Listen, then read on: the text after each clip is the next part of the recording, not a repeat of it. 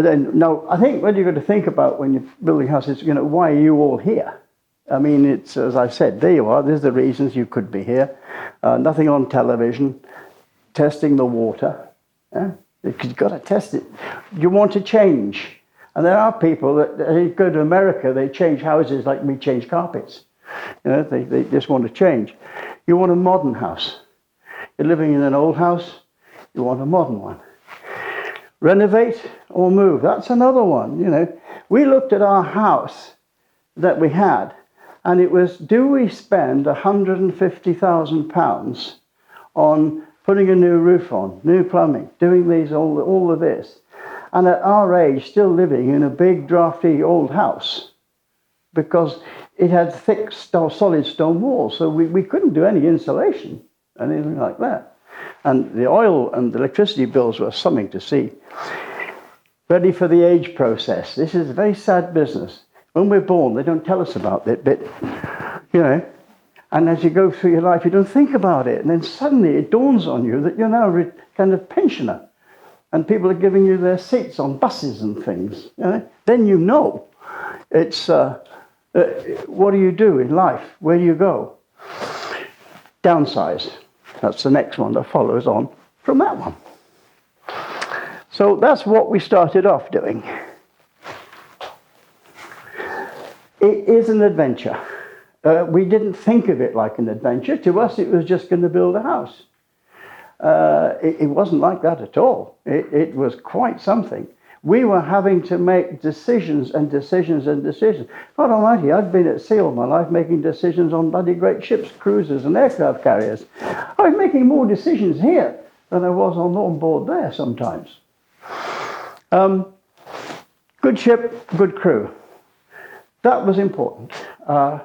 We met with Scandia's people, and we actually liked them and found that we could talk with them, and they were listening.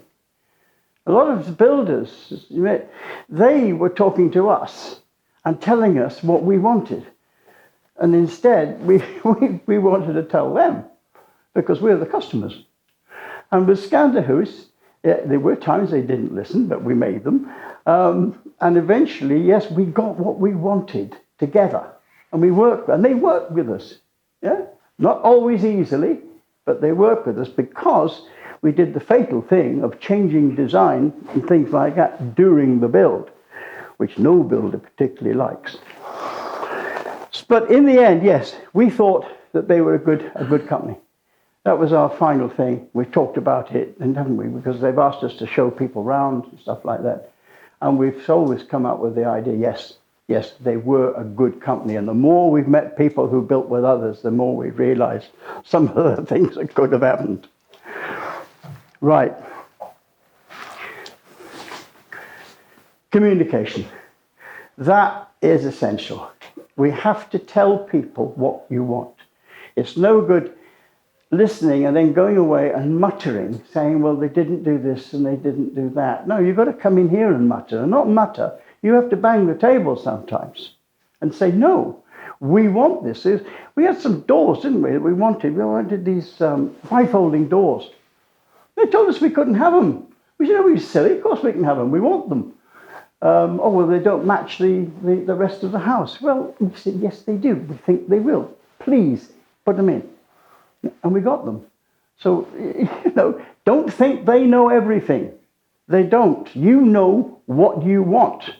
And you don't leave them until you get what you want. So, communication.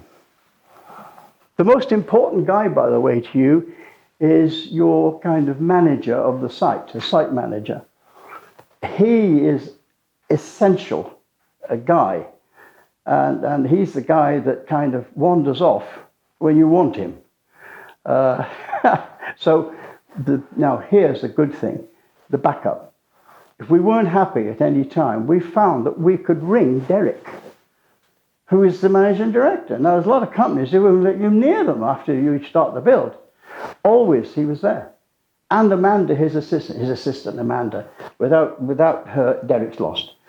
She's the one that you've got to know, and you get in touch with her. But between the two of them and the site manager, they always were there. And Derek would come in his car in the evening. If we had a complaint, he'd come and he'd listen. Didn't always agree, but he listened. Amanda was on the other end making sure that Derek did what he said he was going to do. And it worked. That's where we were. That's how we started. That was the house. About 6,000 square feet of living space there. We had library, we had huge drawing room. You know the house, didn't you? Quite well. You know, so I've got a couple of friends there who know us. He's also building the Scandia house soon, aren't you? Yeah. So that's where we came from. And that's where we were going. Now, of course, for my wife, this was distressing because she spent 40 years building up all these gardens, trees, everything else as she wanted it, and that was going to go. Didn't like it, did you? One bit. Did you actually build in your garden? Yeah. Yeah, this was the back of the house. Yeah. But then, you see, we had to work out, if we were going to do that, the devaluing of our existing property and the money we were going to get for that. Balance it all. The site clearing. This is just totally distressing because you can't see how on earth they're planning anything. They're just doing things. Things are turning up, piling things in, taking all the good earth away and leaving clay. You know, and you're going out there saying, what the hell's going on? Don't worry, we know what we're doing. In the end, yeah, they did. But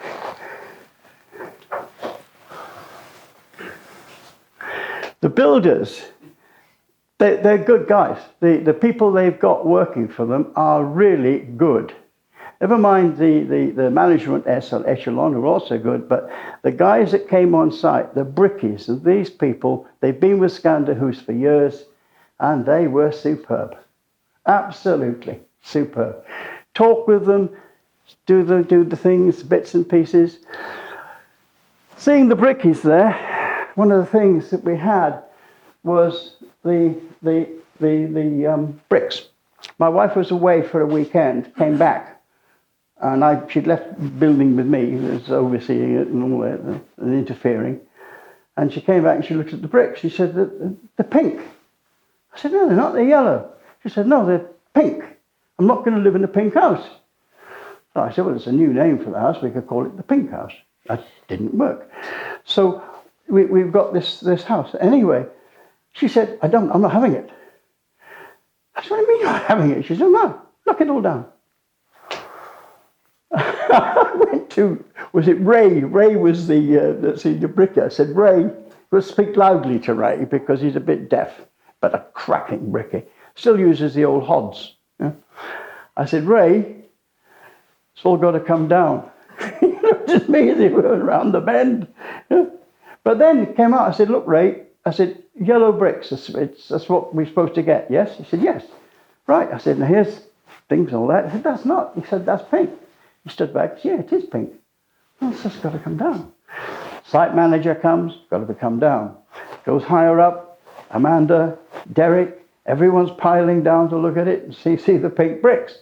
We had a representative from the bloody brick company standing in front of us with a picture from the internet saying, oh, they're yellow. And everybody was standing there telling her it wasn't yellow. They were anyway, short story, down they came. Then we had to find the bricks. The only place we found them was from Holland. Right? They had to come in from Holland. And that's where we got the bricks we wanted. And you know, more people comment, never mind the rest of the house, they all comment on the brick colour. And it really is. That makes the outside of the house. We never thought of brick colour when we started this game. If anyone had said to me, brick colour matters, I'd say, bloody daft. But it's true. Brick colour, very important. Remember that. Choose your bricks. I don't care who you go with. Brick colour for your house. Yeah. They weren't fat like that. You know, they're big guys up there. Right. There you are. Position and direction. There's the chief foreman, Carolyn. Yeah. Every worker got used to her, all right. Position. Which way do you want the house? Do you want the sun? Do you want it to face south? Good. If you face it south, if your front door's going to face the south, that means the other windows are going to be around other places. We said no. We want the principal rooms south. And so we ended up with a beautiful terrace on the front there, with the master bedroom, the family rooms, the lounge, all with opening windows, all directly onto the terrace, all facing south. And that again was Carolyn's change of design. That one there, isn't it? Right. No build is perfect. Of course it's not. It's impossible. You know, I used to be in charge of new shipbuilding, a lot of it, and my job was to command each new ship as it came out and drive it around for a bit. I never ever drove one that was right, never.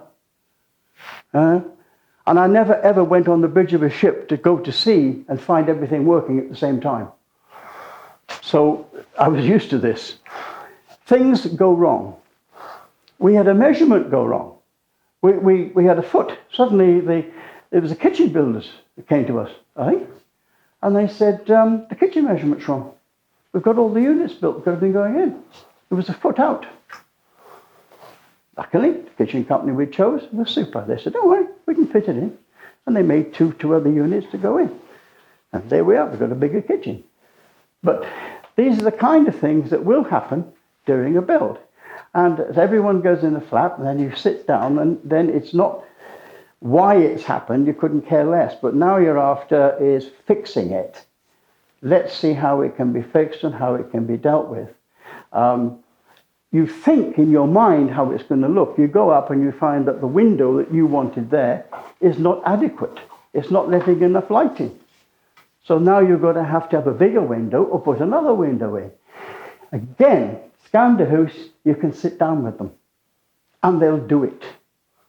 Because of the way that their house is constructed and the way they've done it, they can do these things. Very important. Taking shape. Yeah, and still even at that stage, we were changing things. But you can see that I was talking about here, the way we've got this south, but here is the doors from family room coming onto the terrace, which is going to be here. Here's the master bedroom with opening doors onto the terrace, and here is the opening doors from this beautiful large lounge there, which gets all its light through these huge windows, again opening onto the terrace. So it's come out really as we're wanting it.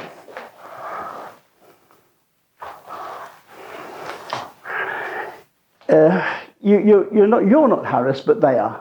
There's all kinds of people running around with hard hats and things like that. You always know when they're coming, because all the Scandia House personnel scatter and they're busy trying to find a hard hat to put on, so it looks good when they come. Your house is inspected, and these people, they've got such power. They can stop the build. They can make you take a wall down. So you've got to take them seriously, even though you think they're morons. But we had to. It's ridiculous. We had a room that we were making into a carer's kitchen, if necessary. So we had pipes built in, ready for conversion. And the inspector turned up and he said, "It was a kitchen. People are going to be able to get out in emergency." And, of course, all we got was a Velux window. And luckily, again, Scandia House, because of their reputation, have a good rapport with these people. They do. They know these people, and these people know the reputation of Scandia House. So, therefore, things are made easier. And this chap said, well, tell you what then, what we do, the Velux window will be the escape window, and they can get out of that. And I said, what then? Well, they slide down the roof. Okay, that's good. But then we had to have wooden steps built that they can climb up to the Velux window. But he was marvellous. He said, all right, but put the wooden steps in. He said, I know you're going to take them away when I've gone, but you've got to build them first. And that's the kind of thing you start doing. Yeah? You go along with these people. And once they see that everyone's willing to cooperate, then it makes it easy.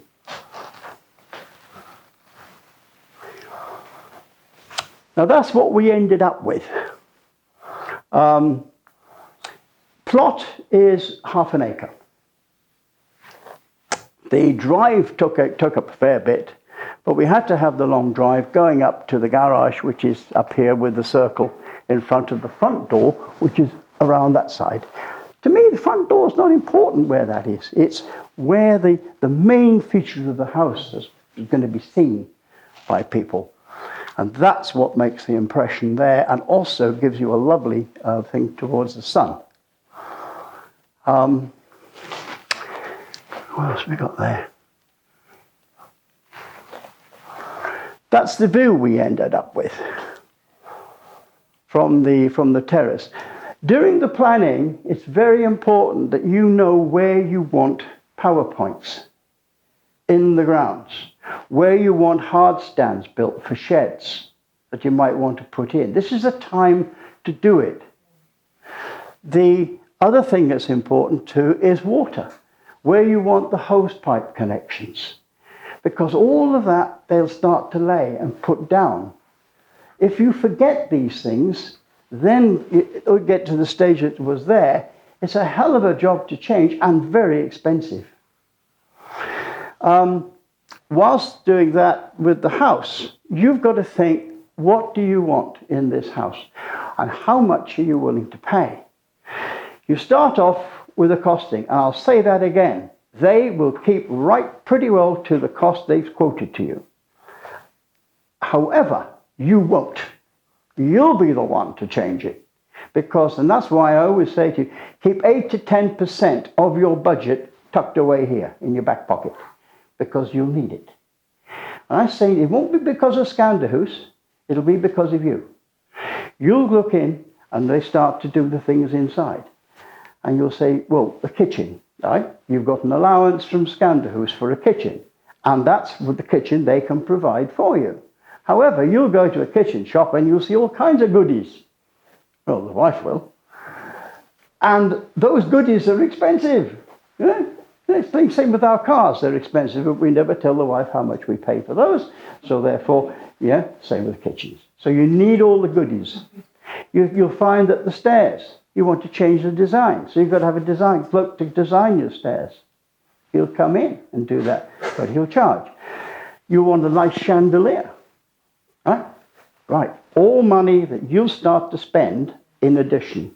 And you'll end up with something, we ended up with about 8% on top of what we originally came out with. And that's within the 10% max that we were thinking of. Right? So you've got to do that. This terrace here, lovely round terrace. Strangely enough, we found the Indian fossil stone, which was cheaper than the stuff you see outside Scandia's house, which we originally were going to have. So we changed our mind and actually saved money. Yeah, that's about the only thing we did, save money. More view. Sorry, I'm slightly in people's way there. Fencing. Fencing came in at £10,000. Driveway, 30,000. Okay? This is not in the house. This is outside it. So your groundwork. Now, Scandia will do the groundwork or through their contractors. And that's what we did, was to get on with it. But you might do better off, I don't know, by calling in your own contractors to do your groundwork for you. Certainly we were not happy with the guys who did our lawn. We weren't happy with that. We weren't happy with the astroturf that we've got all down at the back of the house. And we made them rip that up and replace it. But we weren't terribly happy here. I always think that sometimes you'd be better off calling in your own groundwork people. But on the other hand, the fencing guys were brilliant. Take your money, take your choice. What I would tend to do, knowing now, is I would look at the groundwork required and I would take in quotes from 2 or 3 other companies and then match them against Scandia's quotes. and then see. That might save money. It might not. You might say, well, Scandia House are good quotes, because generally their quotes are pretty good. But this is a thought.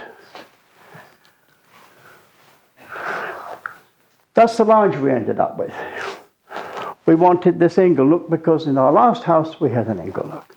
So they had to build on to give us the ingle nook inside the lounge. So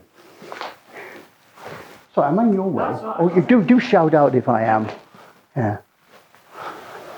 The master bedroom, again with the doors going out onto the terrace. Triple glazing throughout. Don't think of double glazing.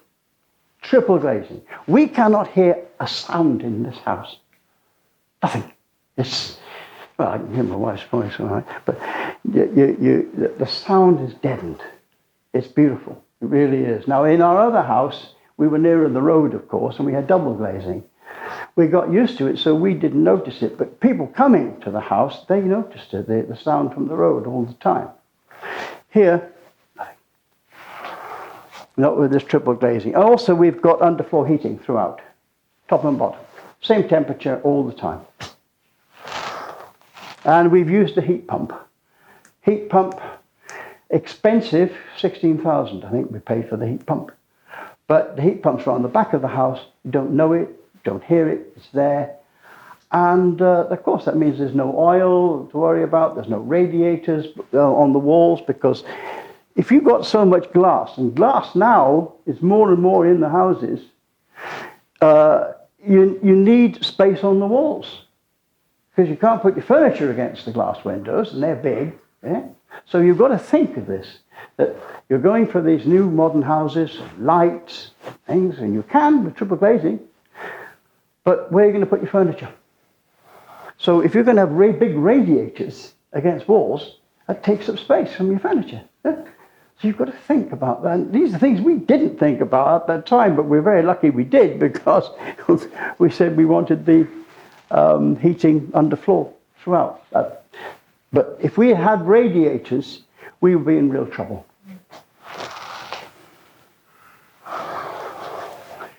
Now we're going upstairs. 5 bedrooms, 4 bathrooms, a big family room, kitchen as part of the family room, lounge, a cloakroom, downstairs lavatory, study, and 2 dressing rooms. One for my wife's master bedroom. This is my cave up here. And I've got a dressing room in there as well, with a bathroom. So you look at that and you think, hang on a minute, how can you get all that in there? Well, of course, we didn't end up with that. We ended up with this. We wanted the 5 bedrooms, one, because in our mind, we wanted carers accommodation. We're now late 70s. We're going to be, flick of a pin like that, we're into our late 80s, if we're still around. There could well come the time when we would prefer, much nicer, to have carers living in than us going out. So the whole upper part of the house will then be given over to carers, a couple, to come in.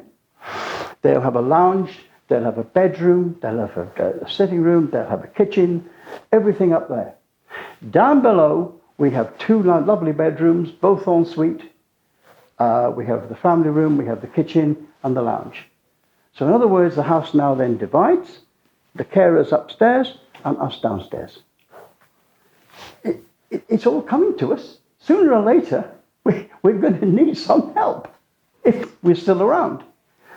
So it's much better if you could look at a house and think that if this is going to be your last house, then think a little bit about this. Think about the wheelchairs going into doors and things like that, getting around this house of yours.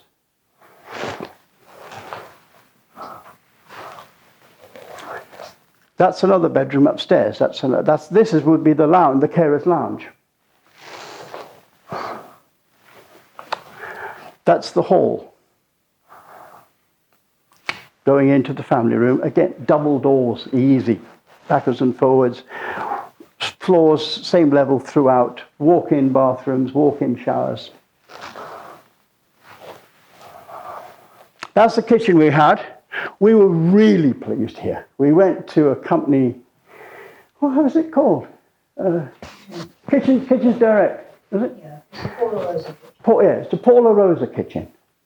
And they were utterly superb. Of all the contractors that came in, worked in the house, did things like that, these were the best. Everything happened exactly as they said. Even the stonemasons who came in and did all the stone tops. So precise. Couldn't recommend a company more than this Kitchens Direct and their Paula Rosa kitchen. Really, we're so happy with it.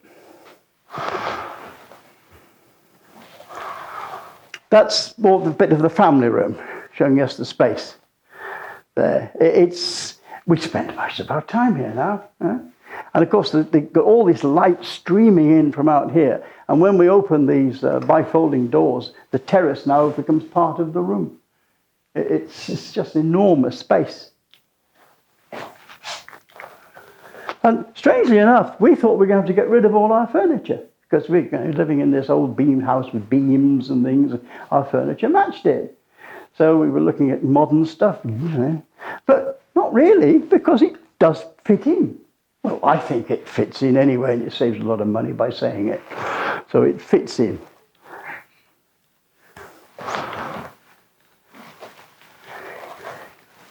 And that's the end result.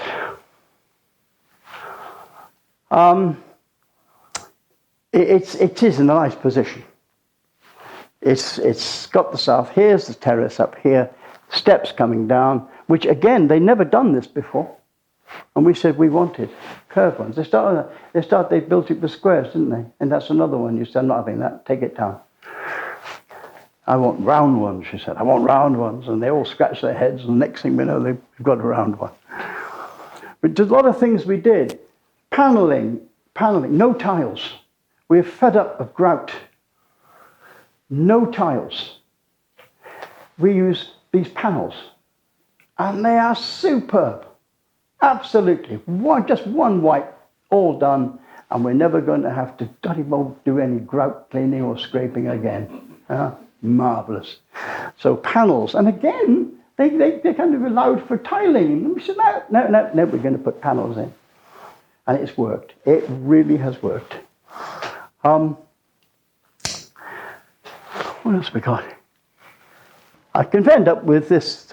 During the build, we decided, Karen wanted a cat. So we got two, one for company.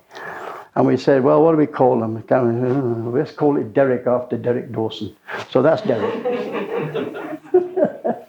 That's his cat. Well, that's about it. That's not bad going, is it? I think I've done all right. Now, questions. Any questions that we can answer, or my wife can answer possibly, do go ahead. I just wondered, schedule-wise, were you over schedule? Was it on Completely over schedule. Yeah. How much by? About 3 months. Okay. How long does it take to build? Start to finish? A year.